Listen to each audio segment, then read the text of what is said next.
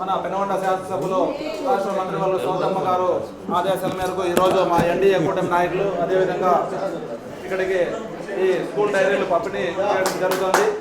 ఈ సందర్భంగా ఇక్కడ ఇచ్చేసినటువంటి ఎన్డీఏ కూటమి నాయకులకి విద్యార్థులు అందరికీ నమస్కారం. గత 10 సంవత్సరాలుగా ఎస్ఆర్ ట్రస్ట్ పేరుతో అనేక సేవా కార్యక్రమాలు మన మంత్రి సౌతమ్మ గారు చేస్తున్నారు. అందులో భాగంగా మన విద్యా అభివృద్ధికి తోడ్పాటును అందించాలనే ఉద్దేశంతో ఈరోజు మన మంత్రి సౌతమ్మ గారు ఉర్దూ స్కూల్కి వెళ్ళి మీరు ఆ స్కూల్ డైరీలు పిల్లలకి ఇవ్వండి.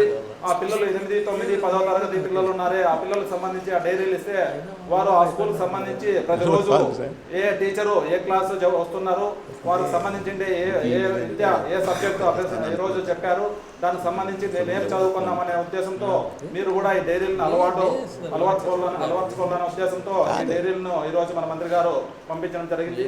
ఈ డైరీలను కూడా మీరు అందరూ సద్వినియోగం చేసుకుంటారని ఈ సందర్భంగా తెలియజేసుకుంటున్నాము. అదేవిధంగా మన ఎన్డీఏ కూటమి ప్రభుత్వం ఏర్పడిన తర్వాత మన నారా లోకేష్ గారు విద్యాశాఖ మంత్రి అయిన తర్వాత మీకు తల్లికి వందనం పథకం ద్వారా పిల్లలు ఎంతమంది ఉంటే అంతమంది కూడా ఒక్కొక్కరికి 15,000 రూపాయల ప్రకారము మనం పథకం రూపొందించడం జరిగింది.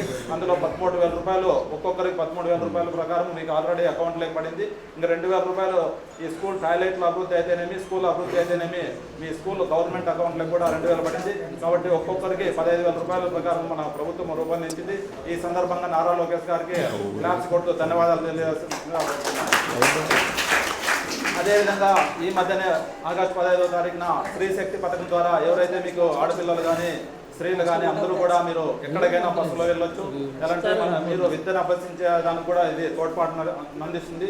స్త్రీ శక్తి పథకం ద్వారా మనం ఉచిత బస్సు ప్రయాణం కూడా అందిస్తున్నారు. ఈ సందర్భంగా కూడా మనం ముఖ్యమంత్రి చంద్రబాబు నాయుడు గారికి మన మంత్రి సౌతమ్మ గారికి ధన్యవాదాలు తెలియజేస్తూ క్లాప్స్ ద్వారా అభినందనలు తెలియజేయాలని విజ్ఞప్తి చేస్తున్నాం. ఈ కార్యక్రమానికి చేసిన వాళ్ళందరికీ మరొకసారి అందరికీ నమస్కారాలు తెలియజేసుకుంటూ ముగిస్తున్నాం.